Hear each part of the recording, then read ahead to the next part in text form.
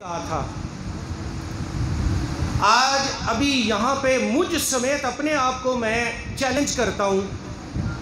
کہ ترا مصرع پہ کوئی ایک سے دوسری سے تیسری غزل کہہ کے دکھا دے، اور انہوں نے 150 غزل کہی ہے، تو میں کیوں نہ ان کو سینئر مانوں؟ بخدا یہ شاید آج پروگرام کا کوئی فارمیٹ ایسا تھا کہ مجھ ناچیز کو صدارت دی گئی ہے، وگرنہ اتنے سینئر لوگ بخدا اپنے شہر میں رہتے ہوئے لوگوں کو کمتر مت جانیے، بہت بڑے بڑے لوگ ہیں۔ رانا صاحب جس قسم کے شعر کہتے ہیں، میں پورے دعوے سے کہہ سکتا ہوں کہ ابھی بھی یہی مضافات کی شاعری جو ہے یہ لاہور والوں کو، ملتان والوں کو، کراچی والوں کو جو ہے وہ چاندی کر رہی ہے کہ تم کیا کرتے ہو، ہم کیا کر رہے ہیں۔ یہاں آنے کا مقصد بھی تر و تازہ ہونا ہوتا ہے، ایسی شاعری سنتے ہیں تو تر و تازگی آتی ہے۔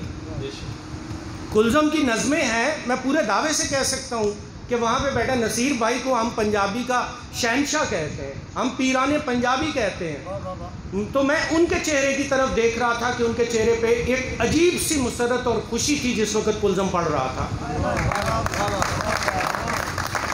محمود کیفی بھائی بے آج پنجابی نہیں سنا کے گئے، یہ میرا اعتراض رہے گا، مجھے نہیں پتا اب کہاں بیٹھے ہوئے ہیں،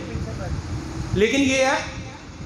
اسی طرح جی آپ نے آج پنجابی نہیں سنائی، اب میں محفل کے بعد سنوں گا۔ اساتذہ یہ بھی کہتے ہیں کہ مشاعرے کے بعد بھی ایک مشاعرہ ہوتا ہے، وہ سنا کریں، اس سے مشاعری ٹھیک ہوتی ہے۔